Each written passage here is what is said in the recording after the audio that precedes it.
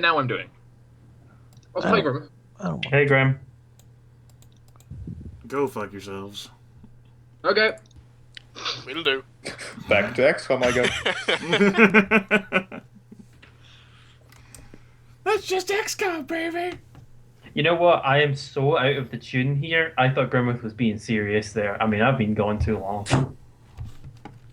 He actually wants me to fuck myself?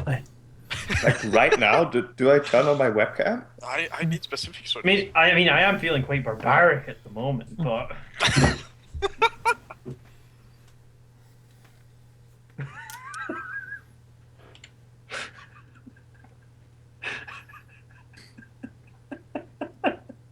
It's good to have your own, Grim.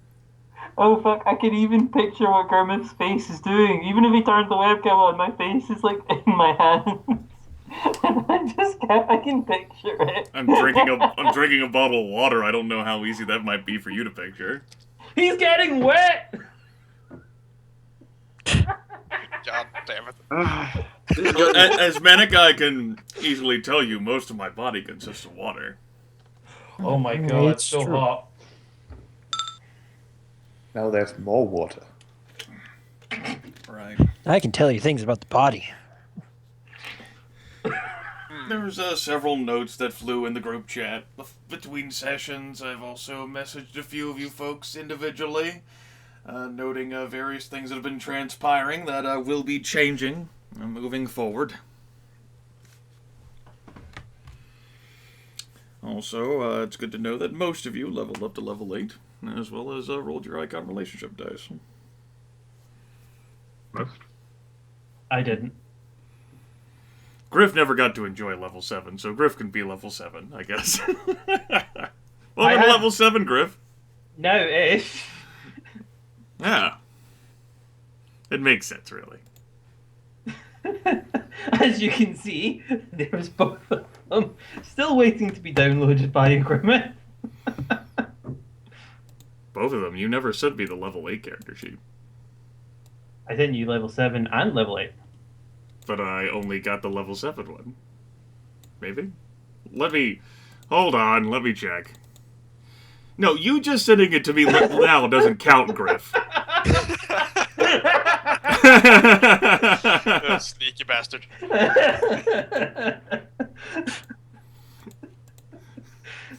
You sending it to me 2 minutes before session doesn't count as you having successfully sent me the level 8 character sheet. I got the level 7 one.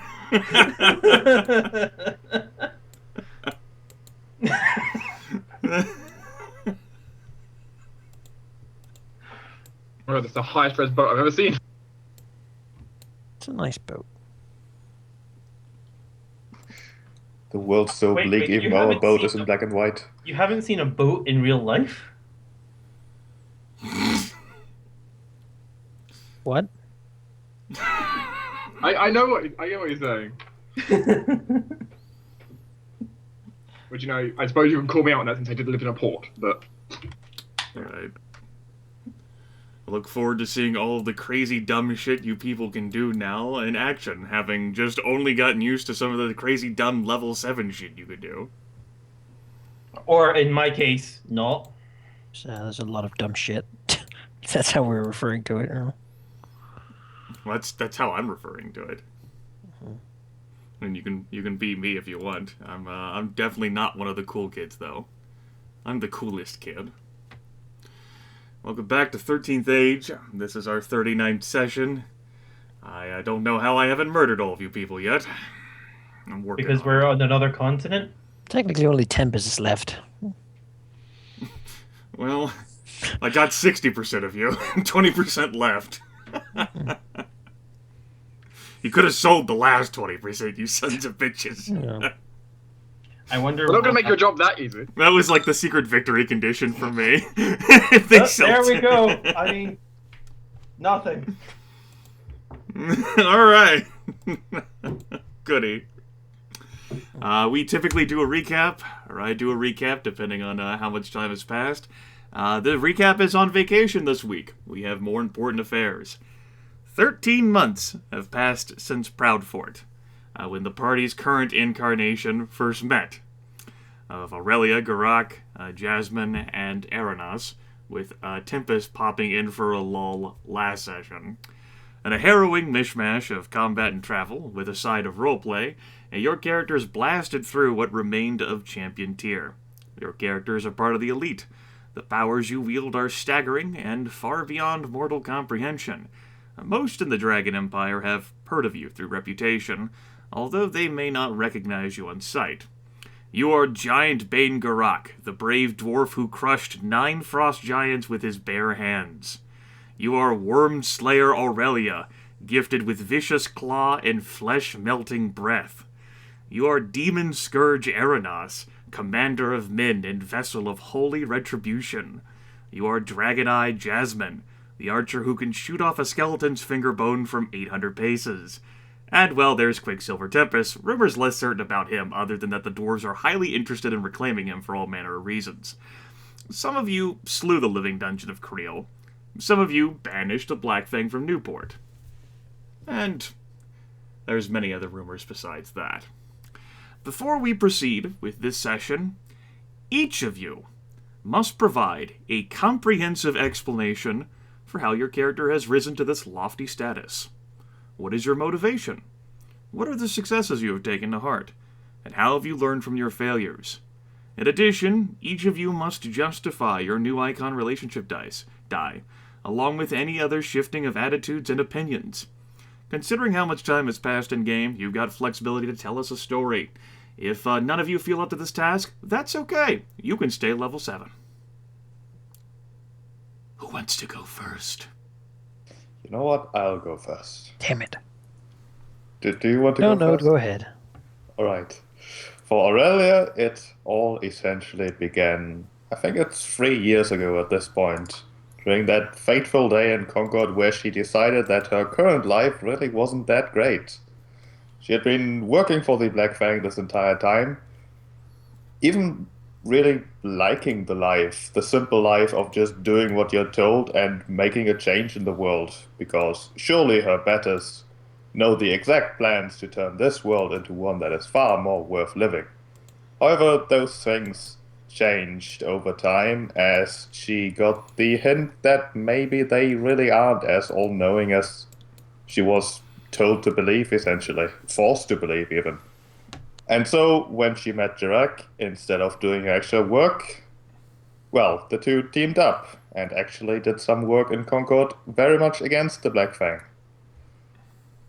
Skipping forward a bit, Newport, the meeting with I believe Dwarf still at this point, and Leon. The party had very much the intention of fighting against the Free. Aurelia's entire world at that point revolved around fighting the Free, and still does in a way. Although that has very much changed as well, as the entire plot, the entire scope of things unveiled itself. She hasn't had too many successes over time. Too many of the successes, well, she had successes, but none really going into the direction of what she wanted to achieve. She went to Newport to find Aurelia because she knew she had something to do with the, well, abduction really of her son, but Aurelia is gone. And then one of her really few friends, Dwarf at that time, had been taken by an intellect devourer, and facing him also didn't quite go the way. Her motivation at this point still is somewhat the same as it had been, as it was when she met Geráck, when she made the decision. But it is also simply the fact that where am I going with this? It is strengthened by the fact that she hasn't managed to do what is necessary yet. She will continue trying her best. She will even go so far to try to save an empire that really has no spot for her in it, just to make sure that this world remains worth living in, really.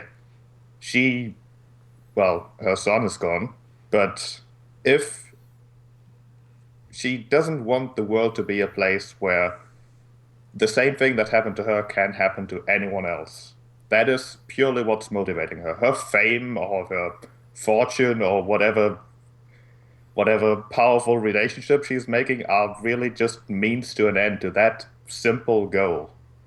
And so she will continue to work on that until she either fails completely or succeeds. Those are the only two options. And her icon relationship dice? For her icon relationship dice, when she was working in Concord, she had a little bit of a rough patch with the Dwarf King. However, being so far from the Dwarf King's land, and really with all the different shit going on, with all the distractions, both for Aurelia and the agent of the Dwarf King, that relationship die has shifted to a negative to the 3. Her relationship die with the 3 have entirely shifted to the negatives for rather obvious reasons. Before, there might have been a subconscious desire to maybe just go back to the simple life of being told what to do and how, and maybe it's all just a big misunderstanding, but that is completely out of the window now. As for her extra die, she had quite the interesting relationship with the agent of the Archmage in the last few weeks, months even, I think. A relationship of convenience and, well, the two factions, being Aurelia herself and the Archmage's agents, certainly have thoughts about each other, and perhaps more so than before. If that makes any sense. Alright, Sheep. Welcome to level 8. It is difficult.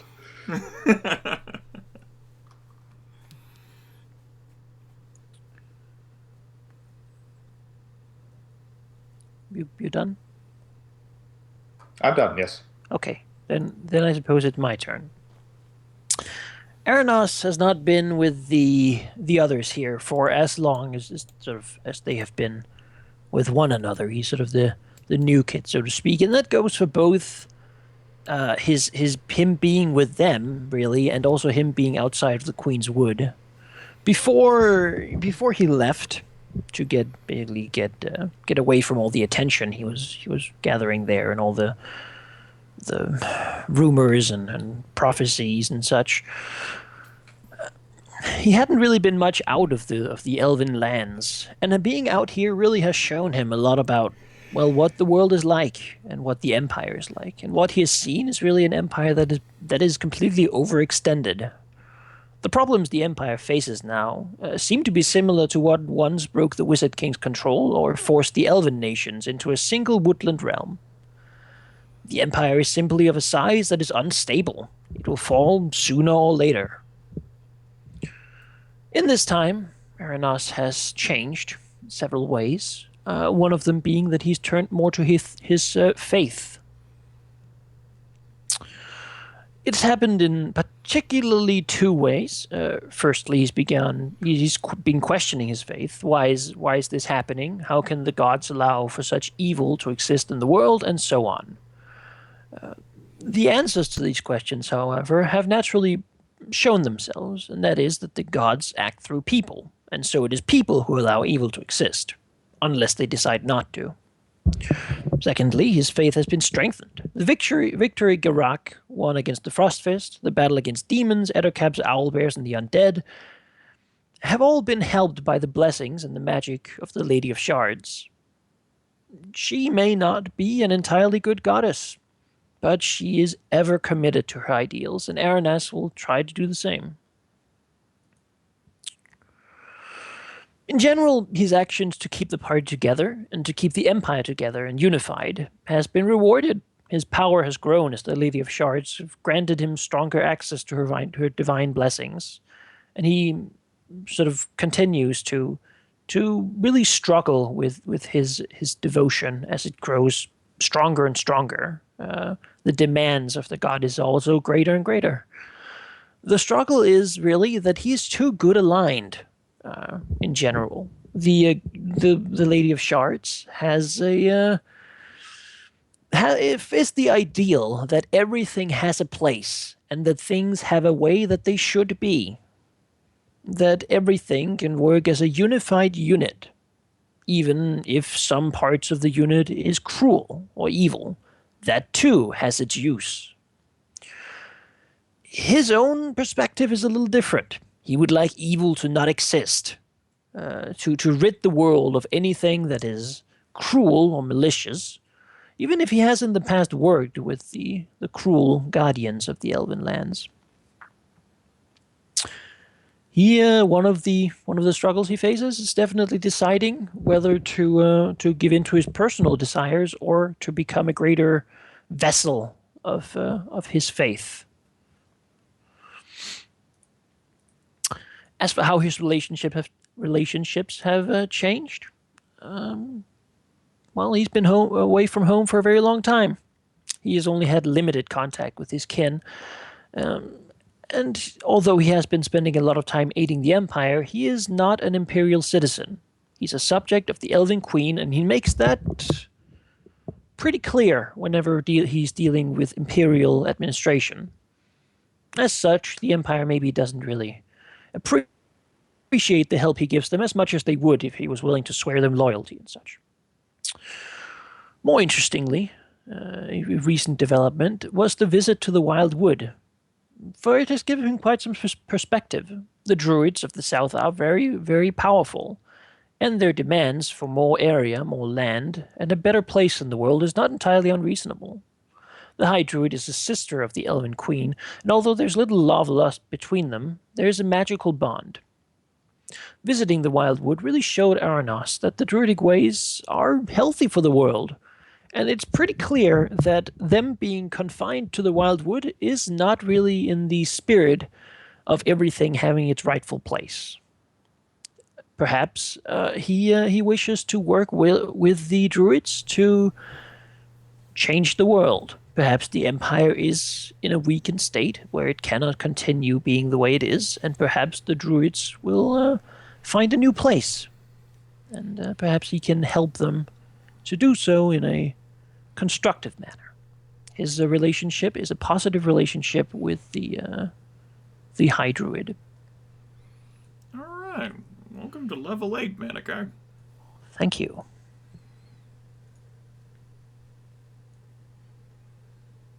Goger, you want to go now or do you want to go last? Well, there's also Tempus, but sure. He's not. Well, is he going to level 8? I can try. That's what I'm looking forward to as well. well, I can go now if you want to. I don't mind either way, so if you want to, go ahead. Alright. The last couple of months has pushed Geráck to his limits, both mentally and physically. He has been through a lot. This has both made him stronger, but also drained his spirit somewhat. And he is not the same as he once was. He does not care much for his life anymore, and this has made him non-caring and for his own safety, and also fearless.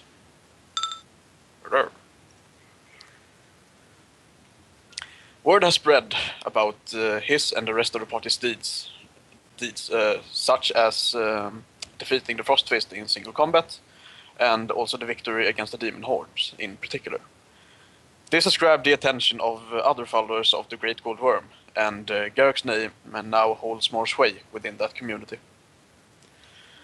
There's still much that needs to be done. Geráck still wants to find his brother and reclaim his home. However, there might be more important things that needs taken care of in the future, and he might have to put his wishes and dreams on hold for a while longer. Now, $64,000 question. Do you remember where your sister is currently? We haven't really talked about that for a while, so... I believe you left her at the academy. And here I thought that you took her along with you because she didn't want to be alone whenever you initially set out from Newport, whenever we expanded the map. Yes, we did, but I haven't really seen her around anywhere, so...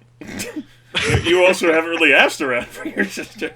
No, I just assumed she was with us. Oh yeah, yeah, that's fine. That's fine. She can still be with you. Okay. Sure. Okay, good. We haven't focused much on roleplay. over the No. past several sessions. So I understand. I just wanted to hear your reaction. Yeah, I was thinking about asking sometimes, but I never did. The old familiar gambit. You know who your familiar is. You asked it of Jonas. So yeah, his new relationship dies is another with the Great Bullworm. Positive.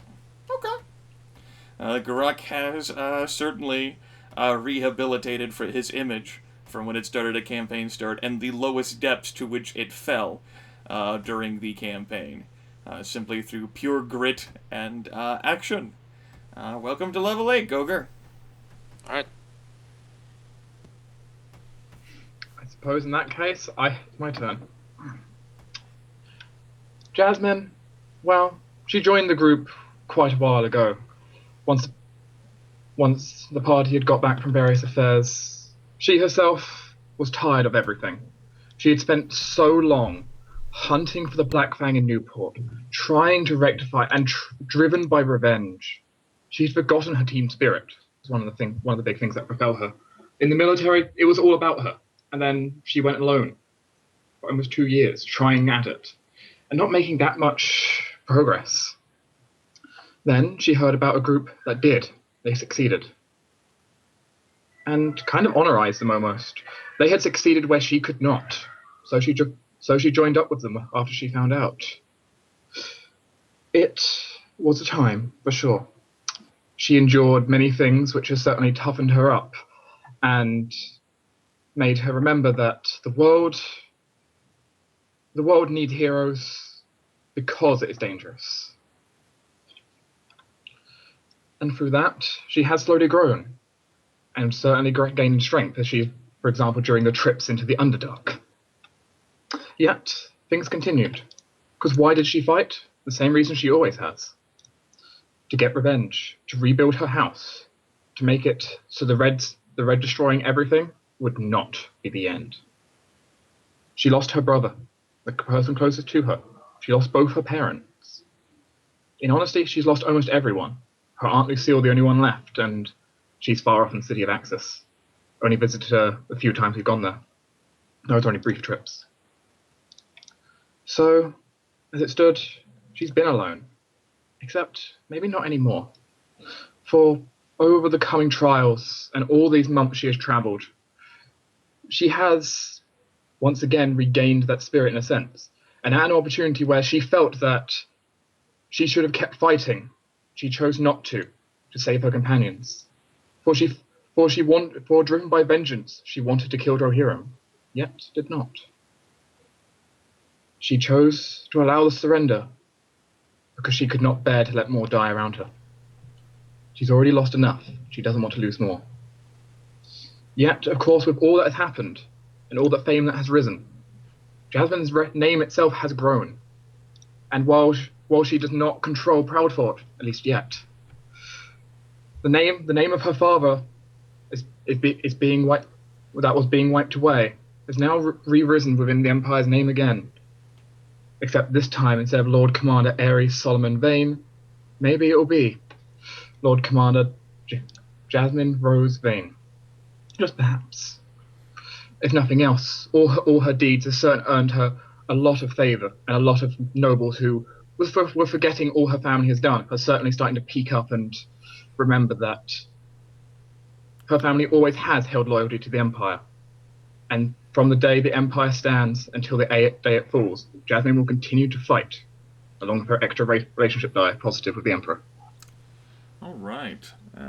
The Emperor most assuredly knows who your character is by now. Welcome to level 8, Dark. Mm-hmm. 4 dice. All right, Gryph. I'm admittedly looking forward to this one. No pressure, eh? There's the level 8 gate stands before you, currently shut, and perhaps barred as well. After all, you have, since Proudfort, you haven't even, been here. You were here, whenever they were going to Proudfort, and at the outskirts of Proudfort, and the last time you appeared was right on top of the Climatic Tower. So, what could Tempus have possibly gotten up to during the 13 months, a year in this game is 16 months, which would somehow have expanded his prowess and capabilities. Gryph? Tempus doesn't know how old he is. He goes through periods where he is conscious. He's not in the form of a cube. And those periods can last days, weeks, months, if he's lucky, maybe some years. The time he's been a cube, he has no idea. Sometimes he can guess it's been a few minutes.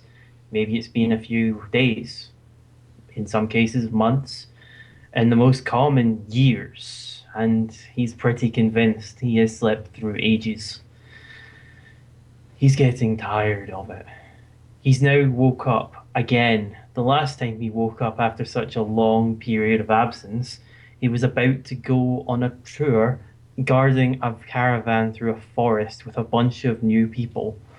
The amount of times this has happened has been numerous and countless. He's made numerous new friends and associates, only for them to disappear because he's lost grip of himself and fell into such a deep slumber as the cube.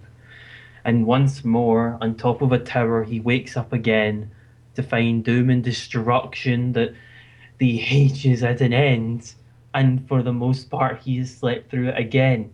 And there in front of him is a few figures that he recognizes, but none from when he went on the caravan. To be told that in his absence, not only have more of his colleagues died, but some have fallen to some great evils and are now trying to manipulate and doom the world. And Tempus was asleep for it. Tempus once more was just a sideline, watching the world happen as if drifting through it like a helpless observer, only seeing the aftermath and the situations that occur after it's all resolved. He's sick of it. He is sick of watching the people that he cared for turn into these myths and legends. He's sick of seeing the people that he knew as heroes become exploited as villains in his absence.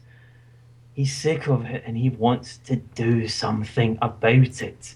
He wants to be aware and be there to do what he can to help and not be a helpless observer anymore, as much as he can help it. The icon relationship die? Through his skills of being able to evade capture, and sometimes where he woke up in the Dwarf King's archives, where he first woke aware, became enslaved, and somehow slipped from their grips, slipping again and again, when he was a part of the Scholar of the Forge, teaching people in the schools of the Archmage how to learn how to build things without the use of magic, akin to teaching a school pupil maths before the calculator. He always had a trick with words and being able to phrase things, being able to sculpt people, keep their interest in even a topic that was so mundane and uninteresting. Why would people want to do things the hard way when they could do things the easy way with magic? Yet Tempus was able to grab them. Through time, he's been able to escape horrible situations, being able to slip and evade, being able to convince people to tell him more than they want, being able to bluff his way through things. He's also evaded capture countless times, again and again. There's been bounties on him numerous times, and each time he's been captured, he always seems to slip away. The bounties always seem to get paid, and it's get to the point that, do people really want to hunt him? I mean, this is someone that's been captured so many times that the bounty's been paid numerous times in his capture, yet he always seems to get away, be it through age or be it through time. Is there a point even holding him? This is someone whose bounty is actually the least attractive part of him. Who wants to capture him when no one's willing to pay? He's a thief, a criminal, a con artist, but above all, he's a sneaky bastard. His relationship with the Prince of Shadows, he hopes, has improved somewhat. What do the rest of you think? Is Tempus Malleator worthy of level 8? Be honest, guys. I don't know if he's learned too much, but one thing that I didn't expect you to say, Gryph, was that Tempus is actually motivated to make a change for the better of the world, because that is something we've never seen Tempus be interested in before. Before, he's always been much more selfish, like slavery, whatever, I'm not gonna do anything about that. Like, we're fighting these bad guys because, well, they're fighting me. But for him to actually say that I do not want to just. I want to be a positive change in the world is a pretty big character change, as far as I can see, at least. Pretty big step in his way of behaving.